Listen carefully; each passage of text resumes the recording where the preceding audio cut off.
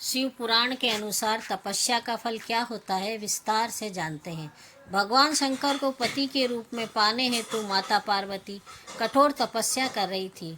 उनकी तपस्या पूर्णतः की ओर थी। एक समय वह भगवान के चिंतन में ध्यानमग्न बैठी थी।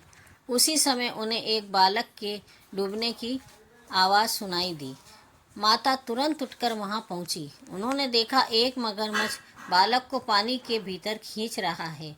बालक अपनी जान बचाने के लिए प्रयास कर रहा है तथा मगरमच्छ उसे आहार बनाने का करुणामयी माँ को बालक पर दया आ गई। उन्होंने मगरमच्छ से निवेदन किया कि बालक को छोड़ दीजिए, इसे आहार न बनाएं। मगरमच्छ बोला, माता, यह मेरा आहार है। मुझे हर छठे दिन उदर पूर्ति हेतु जो पहले मिलता है उसे मेरा आहार ब्रह्मा ने निश्चित किया है। माता ने फिर कहा, आप इसे छोड़ दें, इसके बदले में मैं अपनी तपस्या का फल दूंगी। ग्राह ने कहा, ठीक है। माता ने उसी समय संकल्प कर अपनी पूरी तपस्या का पुण्य फल उस ग्राह को दे दिया। ग्राह तपस्या के फल को प्राप्त कर सूर्य की भांति चमक उठा। उसकी बुद्धि भी शुद्ध हो गई।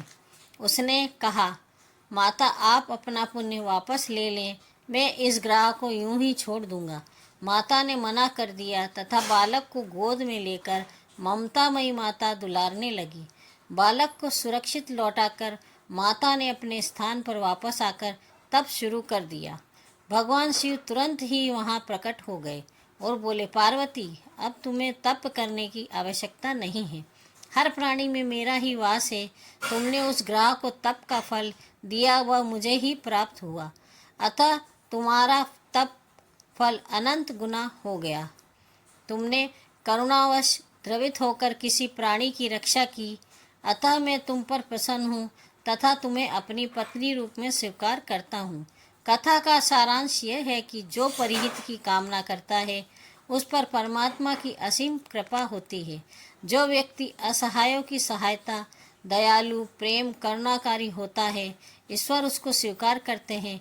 यह कथा शिव पुराण में उल्लेखित है।